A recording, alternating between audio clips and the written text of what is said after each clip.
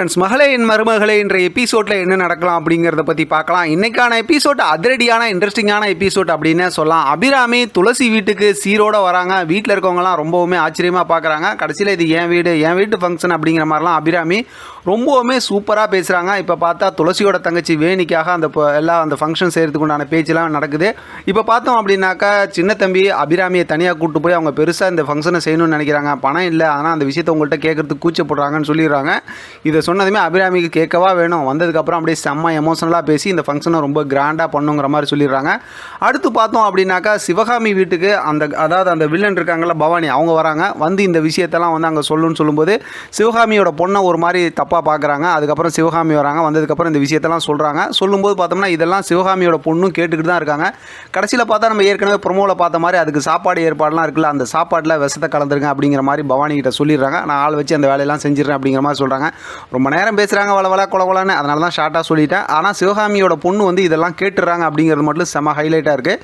இப்போ பார்த்தோம் அப்படின்னாக்கா ஃபங்க்ஷன் ரொம்ப அழகாக நடந்துகிட்டு இருக்குது. அதை தான் காட்டுறாங்க. அந்த ஃபங்க்ஷனில் பார்த்தோம்னா அபிராமி துளசியும் அந்த சடங்கெல்லாம் செய்ய சொல்கிறாங்க.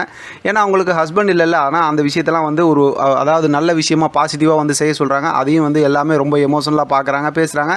வழக்கம் போல் அந்த மென்டல் குரூப் இருக்குல்ல, அவங்க மட்டும் வைத்தறிஞ்சு போய் பேசுகிறாங்க. இப்போ துளசி அழகாக அவங்க தங்கச்சி வேணிக்கு எல்லா விஷயமும் செஞ்சு முடிச்சதுக்கப்புறம் எல்லாம் சந்தோஷமாக இங்கே இருந்துகிட்டு இருக்காங்க. கிச்சனில் பார்த்தோம் அப்படின்னாக்கா இங்கே சிவகாமி ஏற்பாடு பண்ண ஆள், அதாவது பவானி ஏற்பாடு பண்ண அந்த ரவுடி அந்த விஷத்தை கலக்குறாங்க. கலந்ததுக்கப்புறம் பார்த்தோம் அப்படின்னா அந்த வழியாக சின்ன தம்பி வராங்க. இதுவும் நம்ம ஏற்கனவே ப்ரொமோவில் பார்த்தது தான்.